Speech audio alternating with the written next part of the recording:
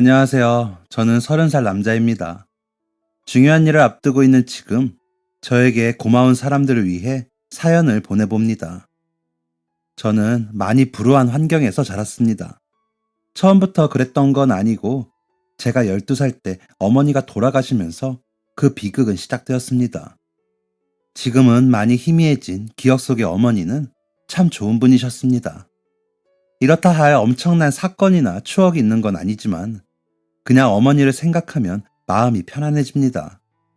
어머니는 제가 좋아하는 간장 떡볶이를 간식으로 자주 해주셨고, 수제비를 좋아하는 저를 위해 손수 수제비를 떠서 끓여주시고, 제 공부도 자주 돌봐주시는 따뜻한 분이셨습니다. 그런 어머니가 세상을 떠나신 건 사고였습니다.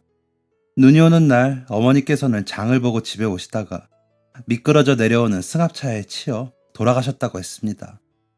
어머니가 돌아가셨다는 게 너무 충격적이라서 맨날 눈이 퉁퉁 붓도록 울기만 했습니다. 학교에서도 울고 집에서도 울고 길에서도 울었습니다. 저는 아버지와 단 둘이 남게 되었습니다. 저는 형제도 없었거든요. 어머니가 돌아가시기 전, 그러니까 애초부터 아버지는 딱히 좋은 분은 아니었습니다. 다른 사람들에게는 어땠는지 모르겠지만 저한테는 좀 무섭고 불편한 아버지였습니다. 새로운 학년으로 올라갈 때마다 부모님 직업을 쓰는 게 있었는데 어머니는 아버지의 직업을 회사원이라고 적으라고 했습니다. 그때는 잘 모르니까 그렇게 적어서 냈지만 아무래도 아버지는 회사원이 아닌 것 같았습니다. 다른 친구들 말을 들어보면 아버지는 보통 주말에 쉬어서 자기들과 놀아준다고 하던데 저희 아버지는 주말에 쉬지도 저와 놀아주지도 않았거든요. 제각각이었습니다. 평일에 일을 나갈 때도 있고 안 나갈 때도 있고 주말에도 나갈 때도 있고 안 나갈 때도 있었죠. 그리고 보통 밤에는 거의 집에 안 계셨습니다. 나중에 알게 된 건데 아버지는 나쁜 일을 하는 사람이었습니다. 노래방에서 일 안 됐나 포줄했나 정확하게는 모르겠지만 도덕적이지 않은 일이란 건 분명했습니다. 아버지는 저한테 많은 관심이 없어 보였습니다. 그렇지만 어머니는 엄청 사랑하시는 분이었죠. 그래서일까요? 아내를 저에게 뺏겼다고 느끼는 듯해 보였습니다. 저한테 질투를 하는 것처럼 느껴질 때가 있었어요. 어머니를 그렇게 사랑하시는 아버지가 사별을 당했으니 얼마나 슬펐겠습니까? 슬프기만 하면 다행인데 아버지는 점점 망가져갔습니다. 술에 빠져버린 거죠. 제가 중학생이 되었을 때부터 아버지의 알코올 중독은 시작되었습니다. 어머니가 돌아가신 직후부터 조금씩 한 병, 두 병 드시던 술을 맨날 드시게 된 거죠. 일도 안 하시고요. 친할머니가 와서 뭐라고 해봐도 아버지는 똑같았습니다. 아, 그때 알게 되었네요. 아버지의 직업을요. 너 어쩌라고 그러냐? 어? 왜 이렇게 살아? 죽으려고 삽니다. 살아서 뭐 해요? 차라리 죽는 게 낫지. 자식도 있는 놈이 이렇게 살면 어쩌자는 거야. 재민이는 키워야지. 네 자식인데. 쟤를 키우라고요? 쟤 다 컸어요, 엄마. 이제 중학생이에요. 내가 할 게 뭐가 더 있는데. 중학생이면 애야. 손 많이 갈 때라고. 학원도 보내고 제대로 된 옷도 입히고 잘 먹여야지. 참나. 나도 우리 아빠한테 그런 걸 못 받아봤는데 뭐. 아, 나 아빠 없지. 딴 년이랑 바람나서 가버렸지. 이게 엄마 앞에서 못하는 소리가 없어. 너 그래서 너가 받은 것처럼 키워서 나중에 너처럼 노래방에서나 일하는 애 만들래? 어? 아씨, 이제 거기 안 나간다니까. 차라리 나가. 나가라고 이놈아. 할 줄 아는 거 없으면 그런 거라도 해서 입에 풀칠은 해야지. 술만 처먹는 백수로 살 거면 차라리 그런 데라도 나가라고. 아, 됐어요. 이러다 죽을라니까 신경 꺼요. 내가 다 듣는 거 뻔히 알면서 그땐 그냥 할머니가 아빠나 똑같다고 생각했습니다. 둘 다 저 하나 돌봐주지 않는 어른인 건 마찬가지였으니까요. 아버지가 나쁜 일을 해서 벌어두었던 돈이 꽤 있었나 봅니다. 아버지가 몇 달 동안 일을 안 나가고 술을 먹는데도 어찌저찌 생활이 유지가 되었습니다. 그러다가 돈이 떨어진 건지 뭔지 아버지가 다시 일을 다니기 시작했습니다. 이번에는 밤이 아니고 낮에 나가셨습니다. 무슨 일을 하는진 몰랐고요. 어차피 관심도 없었습니다. 차라리 없는 편이 더 편했거든요. 그런데 아버지는 여전히 알코올 중독자에서는 벗어나지 못했습니다. 매일 퇴근 후 술을 드셨죠. 마주 앉아 초라한 저녁밥을 먹을 때는 숨이 막혀 죽을 것 같았습니다. 한 번은 정말 너무 궁금해서 물어봤습니다. 아버지, 아버지는 왜 맨날 술을 먹어요? 그때 처음으로 맞았습니다. 아버지는 그냥 대답도 안 하고 저를 때렸습니다. 그 상황이 너무 충격적이라 반항도 못하겠더라고요. 내가 왜 맞아야 하는지, 뭐 때문에 아버지가 화난 건지 알 수가 없었습니다. 손으로 맞고 발로 맞고 그냥 엄청 맞았습니다. 정신없이 맞다가 아버지가 다 때렸는지 가만히 저 내려다보면서 말씀하시더라고요. 너 때문이잖아, 이 새끼야! 뭐가 저 때문일까요? 어머니가 돌아가신 게? 아버지가 알코올 중독자가 된 게? 그땐 정말 뭐가 나 때문일까 한참 생각했는데 지금 보면 그냥 아버지는 저한테 분풀이를 하신 겁니다. 그냥 제가 아버지의 샌드백이 된 거였습니다. 그런 말이 있잖아요. 처음이 어렵다고요. 아버지도 처음 때리는 게 어렵지 두 번, 세 번은 어렵지 않았나 봅니다. 집에 들어가는 게 무서웠습니다. 오늘은 어떻게 맞을까 걱정이 되었습니다. 아버지는 항상 저를 때릴 명분을 찾았습니다. 관심도 없던 제 교복 차림이 마음에 안 든다던가, 제 말투가 마음에 안 든다던가, 심지어는 제가 숟가락을 달그락거리는 소리가 시끄럽다고 맞은 적도 있었습니다. 지옥 같은 집에서 겨우 벗어나면 저에겐 또 지옥이 펼쳐졌습니다. 바로 학교였습니다. 학교도 저에겐 지옥 그 자체였습니다. 초등학생 때 어머니가 돌아가신 걸 아는 애들이 저를 엄마 없는 애라고 소문을 내고 다녔거든요. 엄마 없는 애, 그건 고로 막 괴롭혀도 되는 거지 같은 애였습니다. 다들 저를 괴롭혔고 거지 취급을 했습니다. 저는 집에서도 맞고 학교에서도 맞았습니다. 아무것도 잘못한 게 없는 제가 왜 그런 일을 당해야만 했을까요? 저는 그 누구에게도 이 사실을 말할 수가 없었습니다. 그럴 사람이 없었어요. 학교에서 왕따 당하는 걸 담임 선생님한테 한번 얘기한 적이 있었는데 선생님께서 종례 시간에 반 애들이 다 있는 앞에서 저랑 친하게 잘 지내라고 하더라고요. 그 이후로 선생님도 믿을 수가 없었습니다. 같이 욕해줄 친구도 없었습니다. 이 세상에 정말 나 혼자인 기분이 참 역같더라고요. 어떻게든 벗어나고 싶어서 혼자 손목도 그어봤습니다. 그리고 그걸 아버지한테 들켜서 또 맞았고요. 맘대로 죽지도 못하는 인생이었던 겁니다. 그런 지옥에서 3년을 살았습니다. 그러던 제게 저만의 일탈이 생겼습니다. 제가 다니던 고등학교는 집에서 버스를 타고 가야 하는 곳이었습니다. 그런데 어느 날 야자를 끝내고 돌아가는 버스에서 깜빡 잠이 든 겁니다. 기사 아저씨가 종점이라고 깨우더라고요. 그런데 그 잠이 이상하게 개운했습니다. 집에서 자면 항상 악몽을 꾸거나 방문 열리는 환청이 들린다던가 하면서 굉장히 불안했거든요. 종점에서 집까지 걸어서 1시간이 걸리는 거리였는데 그 밤거리가 참 상쾌하게 느껴졌습니다. 일탈보다는 해방에 더 가까웠네요.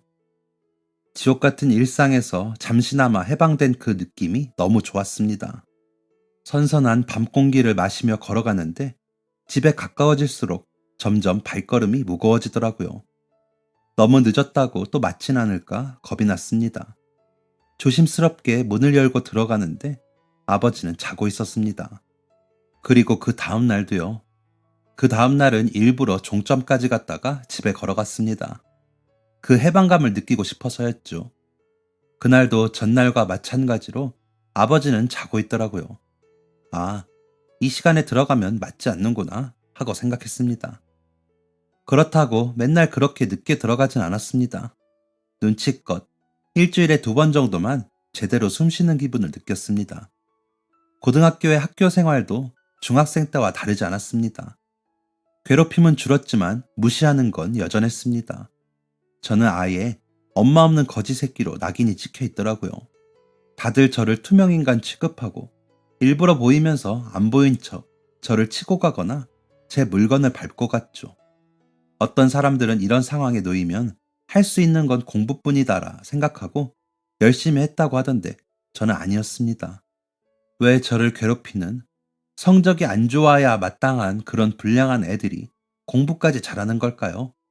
어른들이 불량한 학생들에게 너 그렇게 살다가 나중에 낙오자 된다고 하던 게 다 옛말이구나 싶었습니다. 그럴수록 전 더 보잘것없는 괴롭히기 만만한 대상이 되었고 저의 자존감도 떨어질 대로 떨어져 있었죠. 나는 어딜 가도 환영받지 못하는 사람이구나. 누구도 날 사랑하지 않는구나 생각했습니다. 숨이라도 쉬자며 일주일 만에 버스 종점을 찍은 어느 날이었습니다. 여름이 시작되기 전 선선하게 불어오는 밤 공기의 냄새가 좋았고 제법 푸릇해진 가로수들이 흔들리는 게 예뻐 보였습니다. 그날은 그 느낌을 더 느끼고 싶어서 일부러 더 천천히 걸어서 집에 갔습니다. 하루의 마무리를 행복하게 했다는 생각에 뿌듯해하며 현관을 열었는데 아버지가 안 자고 계시더라고요. 불 꺼진 거실 바닥에 앉아 TV를 보며 술을 먹고 계셨습니다.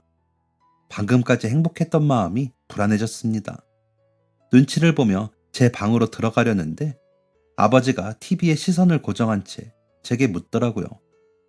어디 갔다가 오냐? 저 학교 야자요.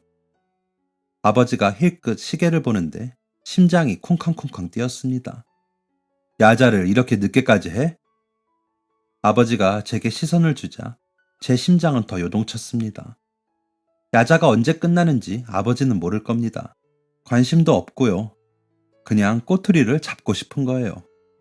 저를 쳐다보는 경멸의 눈빛, 사냥하는 맹수 같은 눈빛, 잘 걸렸다 이놈아 하는 그 눈빛을 보면 알 수 있었습니다.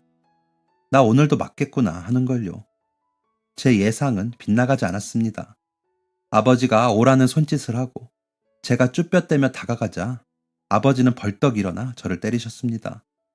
때릴 때 하는 말들은 별로 의미 없는 말들이었습니다. 그날은 때리면서 왜 이렇게 늦었냐? 학생이 밤늦게 왜 돌아다니냐? 이런 말들이었습니다. 그런데 아버지가 갑자기 엄마 없는 거 티내냐고 하더라고요. 그 말에 갑자기 울컥했습니다. 갑자기 어머니 얘기를 왜 하는지도 모르겠고 어머니가 없으면 아버지가 그 역할을 해줘야 하는 게 당연한 건데 그런 것도 안 해주면서 왜 그런 말을 하는지 속상하더라고요. 그래서 저도 모르게 저를 향해 날라오는 아버지의 팔을 잡아버렸습니다. 잡고도 놀랐습니다. 내가 지금 무슨 짓을 한 건가? 큰일 났다 생각했죠. 아버지는 놀라신 듯 눈을 동그랗게 뜨고 아버지 팔을 잡은 제 손을 보더라고요. 깜짝 놀란 채가 손을 치우자 아버지는 어이가 없다는 듯 코웃음을 쳤습니다. 그리고 입고 계신 긴팔티에 소매를 접어 올리시더니 정말 저를 죽도록 때렸습니다. 이번엔 말하는 주제가 바뀌었습니다. 네가 뭔데 나를 말리냐? 이젠 아빠가 우습냐? 버릇없는 새끼는 맞아야 정신 차린다. 이런 거였죠. 한동안 만든 거에 익숙해져서 눈물도 안 났는데 그땐 정말 너무너무 아파서 엉엉 울었습니다. 아침에 확인해 본 제 몰골은 처참했습니다. 온몸에는 푸른빛이 가득했고 머리를 빗으니 머리카락도 많이 빠지더라고요. 이제 하복을 입어야 하는데 팔에 멍이 신경 쓰여서 그냥 춘추복을 입고 등교했습니다. 그게 또 눈에 거슬렸는지 반 애들이 키득키득거리며 엄마도 없고 교복도 없냐며 놀리더라고요. 그러면서 더러운 공을 일부러 저한테 던지고 청소 시간도 아닌데 대걸레를 꺼내어 제 옷과 신발들을 더럽혔습니다. 어디로든 도망치고 싶었습니다. 그게 설령 죽어서 이룰 수 있다고 한다면 기꺼이 그럴 마음이 있었습니다. 하지만 제가 할 수 있는 건 그저 버스 타기였습니다. 야자 끝나고 버스를 타고 얼마 지나지 않아서 비가 내리더라고요. 그래서인지 차가 막혀서 종점까지 아주 느리게 갔습니다. 오히려 좋았습니다. 버스에서 내리기 싫었으니까요. 하지만 버스의 바퀴는 계속 굴러갔고 결국 종점에 도착했습니다. 남아있던 2명의 사람들이 내리고 기사님이 저한테 내리라고 하시더라고요. 아주 작게 변해서 아무도 모르게 버스에 숨어 있으면 좋겠다고 생각했지만 그건 불가능한 일이었습니다. 저는 버스에서 내려서 집으로 가는 길을 쳐다봤습니다. 분명 어제는 그 길이 산뜻하고 상쾌하고 달콤하게 느껴졌는데 그날은 지옥으로 가는 길처럼 보이더라고요. 그 발걸음이 도저히 떨어지지가 않아서 버스 차고지에 있는 의자에 앉았습니다. 학생, 집에 안 가? 그때 한 버스 기사님께서 뜨거운 자판기 커피를 마시며 제게 물었습니다. 오늘 제가 탄 버스의 기사님이었습니다. 낯이 익은 게 종종 봤었던 기사님 같았습니다. 집에 가기 싫어서요. 왜? 이렇게 늦었는데 부모님이 걱정하시겠다. 안 해요. 안 하시는 것 같아도 다 해. 자식 걱정 안 하는 부모가 어디 있다고. 있어요, 우리 집엔. 제가 단호하게 말하자 기사님께서 조용히 제 옆에 앉으시더라고요. 그러더니 심각한 목소리로 말하셨습니다. 너 무슨 일 있니? 기사님을 쳐다봤습니다. 저를 걱정하는 눈빛이었습니다. 이건 뭘까? 왜 나한테 이런 표정을 지을까? 생판 모르는 사람인 나를 왜 걱정하지? 혹시 나쁜 사람인가? 했습니다. 저를 걱정하는 사람 보고 나쁜 사람인가 생각하다니 저 참 불쌍했네요. 아무튼 처음 보는 그런 표정에 약간 당황하기도 잠시. 저는 갑자기 가슴에서 뭐가 터진 듯이 기사님께 제 이야기를 했습니다. 어머니가 돌아가시고 아버지와 둘이 살게 된 것. 아버지는 알코올 중독자가 되었고 나를 때리기 시작한 일. 학교에서 왕따를 당하는 것 등 그냥 모조리 말했습니다. 30분을 넘게 혼자 떠들었는데 기사님은 계속 제 옆에서 걱정스러운 눈빛으로 얘기를 들어주셨습니다. 지금까지 이런 제 이야기를 들려줄 사람도 없었고 설령 있다고 한들 부끄러운 얘기라고 생각해서 누군가한테 들려줘야겠다는 생각은 한 번도 못 해봤는데 그 기사님 앞에서는 술술 나오더라고요. 얘기할수록 부끄러운 줄 알았던 제 인생이 불쌍하게 느껴졌습니다. 드러내지 말고 감춰야 하는 이야기라고 생각했는데 얘기를 하며 제 자신을 돌아볼수록 드러내서 개선해야 할 문제가 아닌가 생각이 들더라고요. 갑작스럽게 느껴진 이런 생각들에 너무 혼란스러워서 눈물까지 보였습니다. 기사님은 주머니에 있던 손수건을 제게 내미셨습니다. 그래서 더 울었습니다. 집에서 혼자 울 때는 아무도 저한테 손수건을 내밀어주지 않았거든요. 얘기 다 끝났으면 이제 아저씨 얘기해도 될까? 이렇게 해야 한다. 저렇게 해야 한다. 이런 잔소리 같은 조언을 할 줄 알았는데 그런 어른들만 봤는데 기사님께서 하셨던 이야기는 조금 뜻밖이었습니다.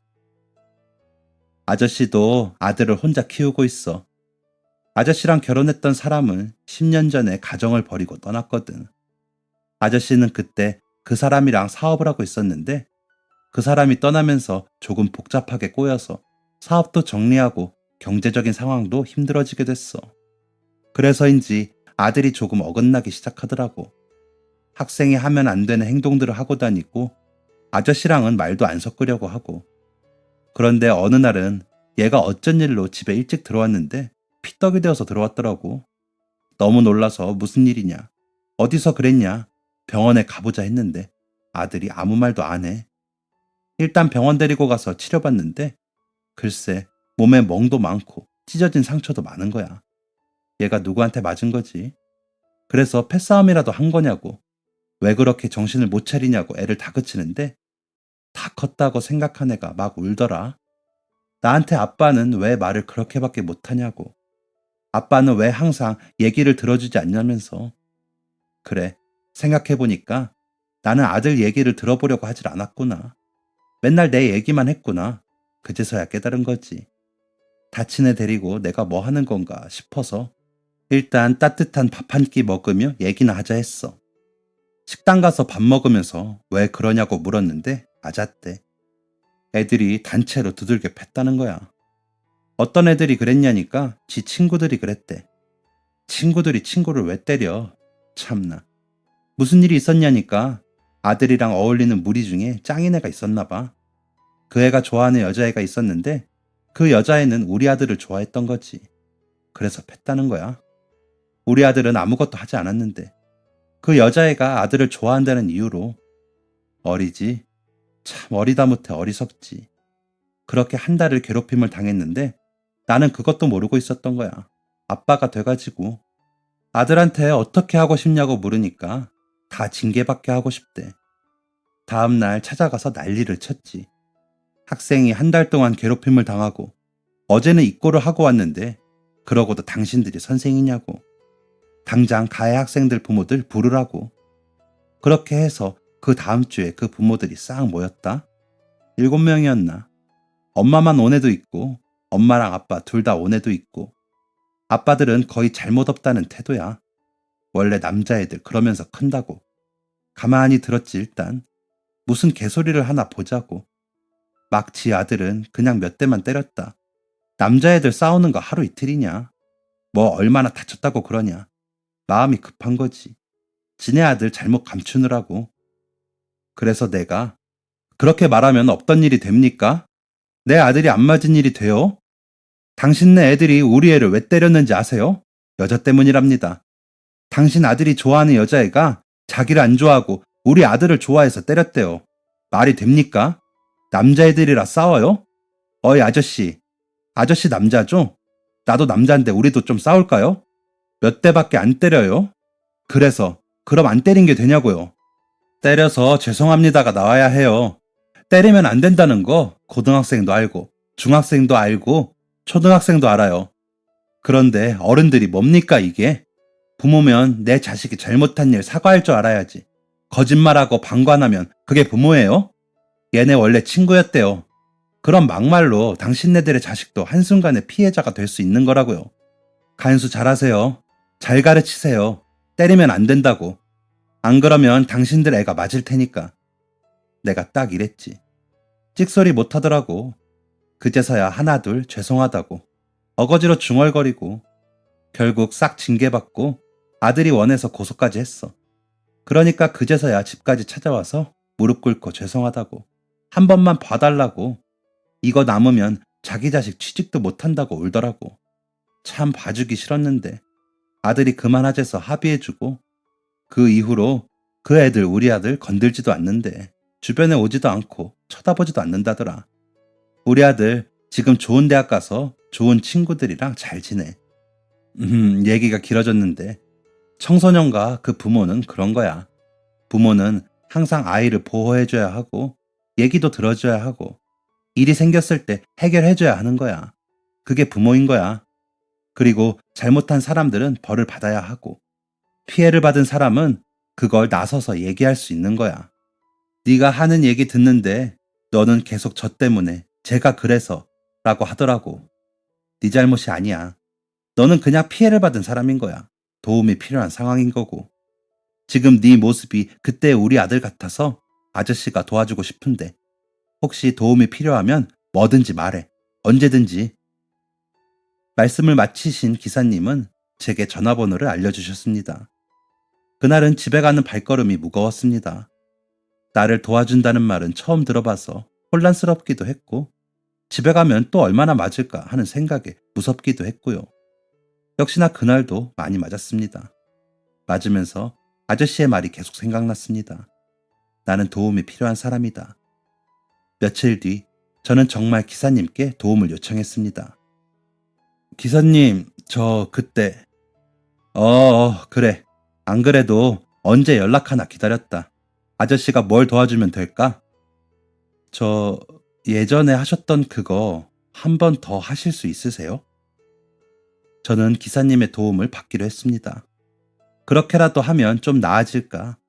궁금한 반에 그렇게라도 해서 좀 나아지고 싶은 기대감 반이었습니다. 기사님은 몇 년 전 아드님의 학교에서 그러셨던 것처럼 저희 학교에 와서 제 큰아버지라고 하시며 저를 대신해 목소리를 높여주셨습니다. 세상에 없는 엄마와 주정뱅이 아빠만 있는 줄 알았지 이렇게 듬직한 큰아버지가 있는 줄은 몰랐던 제 담임 선생님은 수업 중에 놀라서 교무실로 달려와 죄송하다며 넙죽 엎드렸습니다. 교장 선생님과 교감 선생님, 학생주임 선생님, 담임 선생님이 모인 자리에서 제가 당했던 일 몇 가지를 구체적으로 나열하자 징계위원회가 열려도 충분하다며 해당 학생들에게 징계를 내리기로 했고 이런 사태까지 오게 만들어서 죄송하다고 저와 기사님에게 사과를 했습니다. 이렇게 단 하루 만에 일사천리로 마무리되는 일이라는 게 신기해서 얼떨떨했는데 기사님이 교문을 나서면서 그러시더라고요. 피해자가 소리를 내야 깨닫는 거야. 입 닫고 있으면 아무 일도 없는 줄 알거든. 한 번 얘기하면 한 번만 그런 줄 알고 2번 얘기하면 2번만 그런 줄 알아. 계속 얘기해. 하나도 억울하지 않게. 그래야 반복되지 않지. 신기했습니다. 저런 어른이 있다는 게. 그리고 너무 감사했습니다. 며칠 뒤, 이번에는 기사님한테 먼저 연락이 왔습니다. 자기 아들을 만나보지 않겠냐고 하시더라고요. 좀 긴장이 되었지만 알겠다고 했습니다. 기사님의 아들은 대학생이었습니다. 기사님을 닮아 듬직한 체구에 군대를 제대한 지 얼마 안 되어서 그런지 피부가 까무잡잡했습니다. 아버지한테 얘기 들었어. 요즘엔 어때? 걔네가 교내 봉사를 하고 있어서 가끔 저 노려보기는 하는데 괴롭히진 않아요. 그런데 또 모르죠. 봉사 끝나면 괴롭힐지도. 나도 괴롭힘을 당해본 입장에서 말해보자면 괴롭힘을 당하지 않게 내가 강해져야 해. 웃기지? 괴롭히지 않는 게 당연한 건데 내가 당하지 않기 위해 강해져야 하는 게. 네. 그런데 저는 강하지 않은데요. 네가 왜 안 강해? 강해질 수 있어. 힘 말고. 그럼 뭐가 강해져야 하는데요? 머리. 그 형은 제 머리를 툭툭 치며 말했습니다. 형은 공부 잘하는 게 힘이라고 하면서 저한테 공부를 알려준다고 했습니다. 제가 왜 그렇게 하냐니까 그냥 도와주고 싶대요. 몇 년 동안 세상에서 버려진 기분이었던 제게 며칠 사이에 저를 도와준다는 사람이 둘이나 생기다니 이상하다고 생각했습니다. 나는 불행한 사람인데 내가 이런 대우를 받아도 되나 싶었죠. 그래도 마다할 이유가 없었습니다. 형은 정말 좋은 학교를 다니고 있었고 공부도 재밌게 잘 알려줬거든요. 어차피 야자 시간에 공부도 안 하고 집에 가기는 싫으니까 형한테 공부나 배워보자 하고 일주일에 두세 번을 공부를 배웠습니다. 하지만 제가 이 지옥에서 벗어나기 위해 마지막 아주 큰 관문이 남아 있었습니다. 바로 제 아버지요. 아버지의 알코올 중독은 여전했고 폭력도 여전했습니다. 중학생 때는 가끔 찾아오던 할머니도 이제는 포기하신 건지 집에 오지 않으시더라고요. 기사님과 형은 상담이라도 받는 게 어떠냐? 아니면 가정폭력 신고를 하면 센터 같은 곳에 들어갈 수도 있다더라. 심지어는 자기들이 보호해주겠다 했는데 그게 선뜻 응하기가 힘들었습니다. 왜인지는 모르겠습니다. 그냥 여기가 내 집이고 저 사람이 내 아버지라고 생각했나 봅니다. 그리고 1학년 2학기부터였나? 아버지의 폭력이 많이 줄었었거든요. 그렇다고 결코 아버지가 멀쩡한 모습으로 돌아온 건 아니었고 오히려 그 반대였습니다. 뭔가 위태로워 보였습니다. 나이대에 맞지 않게 겉모습의 노화도 심해진 것 같고 잠을 자는 시간도 많아지는 것 같고 토도 자주 하고 제대로 걷는 것조차 힘들어 보였습니다. 아니나 다를까 그건 아버지의 죽음의 신호였습니다. 아버지는 결국 제가 18살 때 세상을 떠났습니다. 누가 들으면 불효자식이라고 할 수도 있는데 솔직히 저 슬프지 않았습니다. 고아가 된 사실은 슬펐지만 아버지가 죽었다는 사실은 사실 눈물 한 방울 안 나왔습니다. 저를 욕할 분들도 있으실 것 같은데 오히려 조금 마음에 도란덩이가 빠져나간 것 같이 이제 살았다 이런 기분이었습니다. 장례식장에서 친척들이 저를 보고 수군대고 고개를 젓기도 하더라고요. 그러다가 고모가 대표로 저한테 와서 물어봤습니다. 재민아, 이제 어떻게 할래? 아직 고등학생인데 혼자 지낼 수도 없고, 그치? 얘기를 해봤는데 괜찮아요. 어? 저 혼자 지내도 괜찮다고요. 18살이면 뭐 혼자 지낼만 하죠. 그래? 그럼 그럴래? 그렇긴 하겠다.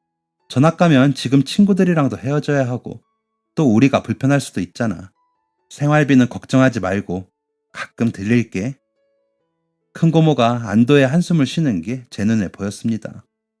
고모 하나, 작은 아빠 둘, 다 저를 부양하기는 버거웠을 겁니다.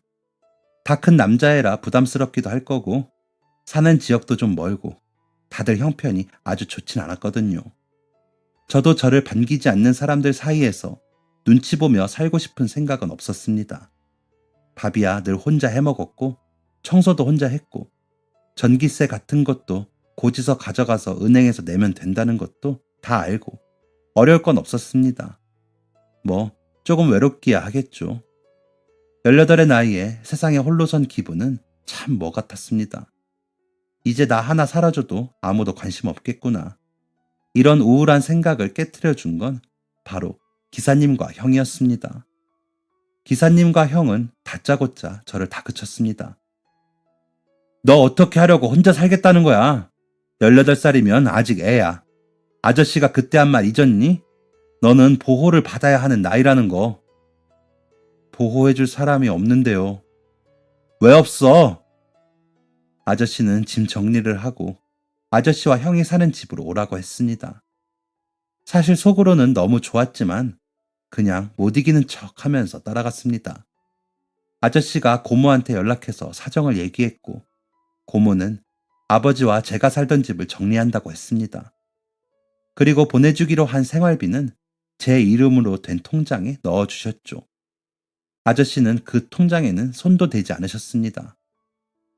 재민아, 네 고모가 얼마를 보내주던 어떤 목적으로 보내주던 아저씨는 그거 하나도 관심 없고 그 자격도 없어. 아저씨 너 하나 보살필 정도는 되니까 그건 네가 알아서 관리해. 아저씨가 너를 맡게 되었으니 책임감 가지고 잘 해보마.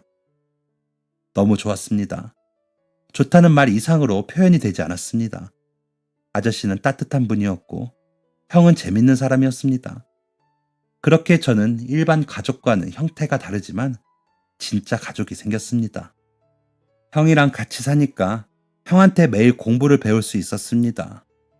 집에 가기 싫어서 일부러 신청한 야자 대신에 집에서 형이랑 공부하고 거실에서 편하게 책을 보니까 너무 좋았습니다. 형이 학교에 다니는 모습이 재미있어 보여서 저도 그 학교에 가고 싶어서 공부를 열심히 했습니다. 제가 원래 꿈은 이루어진다는 그런 희망 가득한 말은 잘 믿지 않는데 진짜 간절하면 이루어지더라고요. 엉겁결에 형이랑 같은 학교에 가게 되었습니다. 형은 이미 졸업한 뒤였지만 그때 너무너무 기뻐서 커다란 형한테 안겨서 소리 지르고 난리를 부렸습니다. 그게 벌써 7년 전입니다. 저는 어느새 어엿한 사회인이 되었습니다. 아저씨와 형을 만나 진정한 가족이 뭔가를 알게 되었고 진정한 어른이 뭔지 알게 되었습니다. 덕분에 제가 그 지옥에서 벗어날 수 있었고 남들처럼 평범한 삶을 마음껏 누리고 있습니다. 사실 평범한 것 이상을 누리고 있죠. 저랑 형은 형제이자 동업자입니다. 형이 졸업하고 프리랜서 영상 편집자로 일을 했는데 그게 잘 안 됐거든요. 그때 제가 부전공으로 디자인하고 싶어서 수업을 좀 들었었거든요. 형이 편집 기술은 좋은데 디자인을 힘들어하길래 옆에서 조금 도움 주고 제가 대신 구직글 올리고 구인글 찾아다니면서 일 구해다 줬더니 잘 되기 시작하더라고요. 그래서 형이 자기가 디자인에는 소질이 없는 것 같다고 이 일 같이 해보지 않겠냐고 하길래 학교 다니면서 할 수 있을 것 같아 같이 일했습니다. 그래서 지금 저희는 이쪽에서 꽤 잘 나가는 편집자가 되었고요. 유튜브도 하고 학교 홍보 영상이나 가끔은 중소기업 광고 영상도 작업하고 있습니다. 형은 다 제 덕분이라고 제가 아주 복덩이라고 하는데 저는 다 형 덕분이라고 합니다. 형이 아니었으면 디자인을 배울 일도 없었으니까요.